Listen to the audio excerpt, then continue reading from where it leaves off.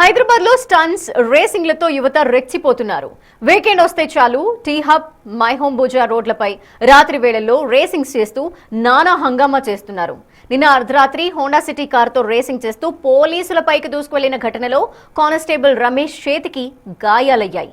ఈ ఘటనలో rash driving కి పాల్పడిన రెహాన్ని రాయదుర్గం పోలీసులు అదుపులోకి తీసుకుని అతని కారు, మొబైల్ ఫోన్ స్వాధీనం చేసుకున్నారు. మరికొందరు యువకులు అక్కడి నుంచి పరారైనట్టు సమాచారం. దీనిపై మరింత సమాచారం మా రిపోర్టర్ సుజాత అందిస్తారు. రాయదుర్గం పోలీస్ స్టేషన్ పరిధిలో అర్ధరాత్రి 12:30 ప్రాంతంలో నీలోఫర్ మైండ్ స్పేస్ సర్కిల్ నేనున్నటువంటి ప్రాంతము. ఇక్కడ ఒక car, Hyundai car sports car లాగా డిజైన్ చేయించుకొని ఇక్కడ రేసింగ్ నిర్వహిస్తున్నటువంటి టైంలో నైట్ డ్యూటీలో ఉన్నటువంటి పోలీసులు ఆ కార్ను ఆపే ప్రయత్నం చేశారు. అప్పుడు కొండాపూర్ మీద నుంచి మాదాపూర్ వెళ్తున్నటువంటి ఆ కార్ని అడ్డుకునే ప్రయత్నం చేసినటువంటి పోలీసుల మీద కార్ డ్రైవింగ్ చేస్తున్న రెహమాను దాడికి దిగాడు. వెంటనే పోలీసులు ఇక్కడ తనని అడ్డుకునే ప్రయత్నం చేశారు. దాదాపు ఒక 100 మీటర్స్ వరకు కారు ఓవర్ స్పీడ్ గా ముందుకు వెళ్లేటువంటి ప్రయత్నంలో చుట్టూ పోలీసులంతా కూడారు. ఆ కార్ను పూర్తిగా అడ్డుకున్నారు. అప్పటికే కారులో ఉన్నటువంటి ముగ్గురు పరారైపోయారు. రెహమాన్ ని పోలీసులు అదుపులోకి తీసుకున్నారు. అయితే పోలీసుల నుంచి తప్పించుకొని కంప్లీట్ గా తను ఇక్కడ యూటర్న్ చేసుకోవాలని ప్రయత్నం చేశాడు. కానీ అప్పటికే పోలీసులు అడ్డుకున్నారు. ఎగ్జాక్ట్ గా ఇక్కడ ఉన్నటువంటి సీసీ కెమెరాలు, ఒకవైపు నీలోఫర్ ఉంది, మరోవైపు మైండ్ స్పేస్ ఉంది. ఇక్కడే పోలీసులు సీసీ కెమెరా ఫుటేజ్ అంతా తీసుకున్నారు. అయితే ప్రస్తుతానికి రెహమాన్ పోలీసు అదుపులో ఉన్నారు. కానీ ముగ్గురు పరారీలో ఉన్నారు.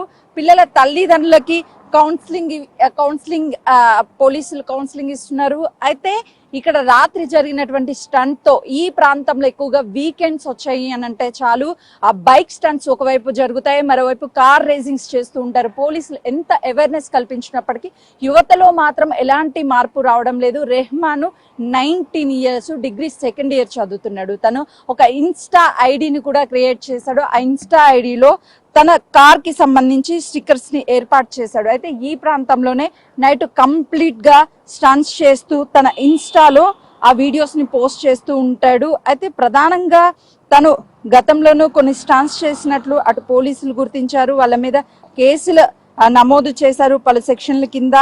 తను కంప్లీట్ గా ఆ గతంలో చేసినటువంటి ఇన్స్టా వీడియోస్ కి సంబంధించినటువంటి వాటిని పరిశీలిస్తే అందులో మిడ్ నైట్ గన్ అని చెప్పేసి ఒక ఇన్స్టా ఐడితో తను కంప్లీట్ గా కార్ రీమోడిఫై చేయించుకున్న తర్వాత తను ఆ కార్ కి సంబంధించినటువంటి విజువల్స్ అన్నిటిని పోస్ట్ చేయడము, ఈ రైడ్స్ చేయడం, రేసింగ్ చేయడం చేస్తున్నాడు తన స్నేహితులతో కలిసి.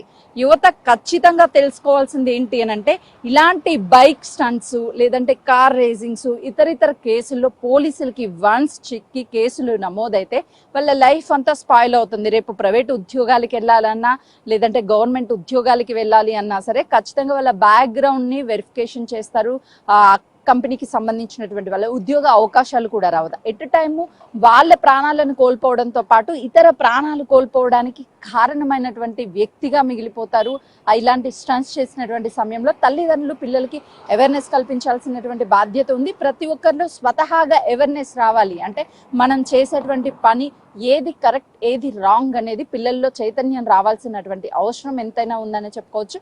ఇప్పుడు పోలీసుల దగ్గర రెహమాన్ ఆల్రెడీ పోలీసులకి చిక్కాడు. మరో ముగ్గురు పరారులో ఉన్నారు కాబట్టి వాళ్ళ కోసం కూడా గాలిస్తున్నారు. వీకెండ్స్ లో ప్రత్యేకించి ఈ మైండ్ స్పేస్ ఏరియాలో చాలా స్పేస్ ఖాళీగా ఉంటుంది.